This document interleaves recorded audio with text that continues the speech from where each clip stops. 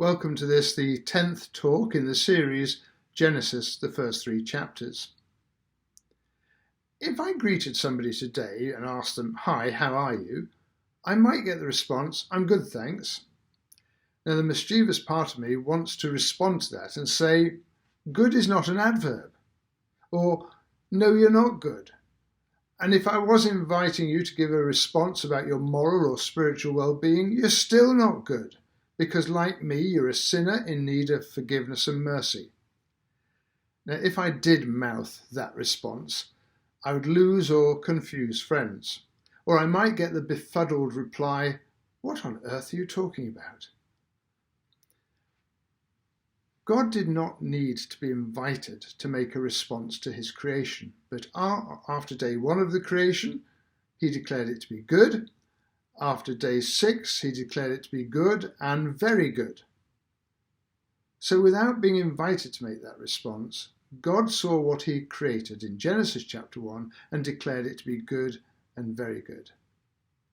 But there was something in creation about which God said, "That is not good." In chapter 2 and verse 18, he said it's not good that man should be alone. Now we'll look at that text later. So God's verdict on his creativity was good and very good. Now contrast that if you take a merely evolutionary view of creation, purely naturalistic view, then that is predicated on death and decay, on the bloody battle for the survival of the fittest. It's on which gene can replicate most efficiently, which gene can pave its way to the highest point in the food chain and survive circumstances and situations to be successful.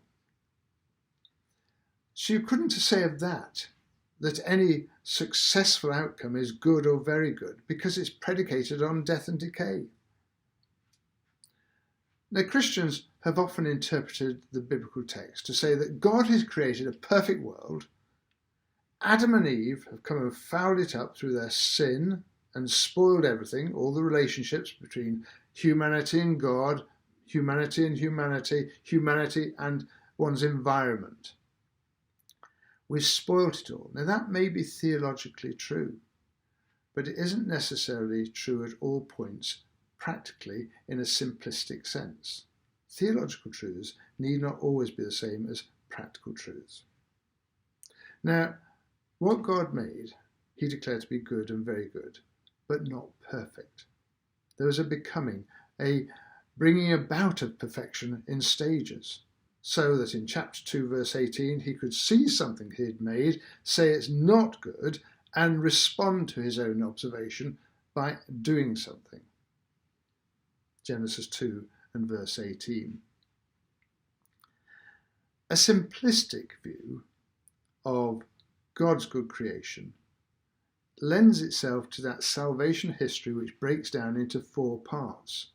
Firstly, God makes a perfect world. Secondly, humanity sins and spoils it all. Thirdly, Christ comes along to perform that great redemptive act of dying for us and restoring his creation. And fourthly, God brings about a new heaven and a new earth and restores humanity. Now, all that would be very, very tidy. But that step-by-step analysis, whilst might be straightforward, nevertheless encompasses a theological truth, even if God's activity in this world is not as tidy as that. Interestingly enough, that which God declared not good was a verdict on a situation before the fall, before that time when humanity fouled it up, before what has been replicated in every generation and every human being since, we rebel against God. God was responding to his own observation of his own creation and perfecting it.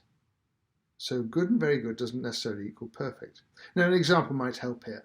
You might remember that in Mark's Gospel, chapter 8, Jesus healed a man of blindness at Bethsaida.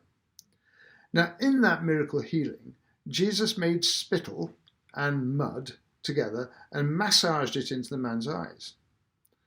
The response to that act was that he could only partially see.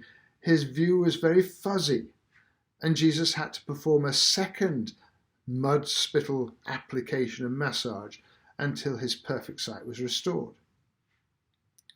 Likewise, in God's creation, God can act and produce instantaneously that which is perfect, as Jesus did with some of his miracles. Calming the storm, for instance, instantaneously it responded.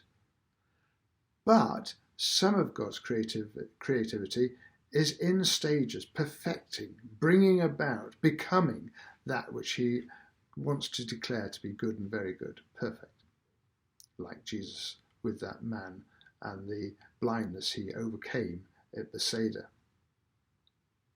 The text of the first 3 chapters, in that God truly outlines foundational creations which are good and very good, truths which show God's wonderful creation, and particularly the creation of thriving, flourishing relationships with him. So I want you to reflect upon this. Do you believe that what God does is good? Indeed, that God is good?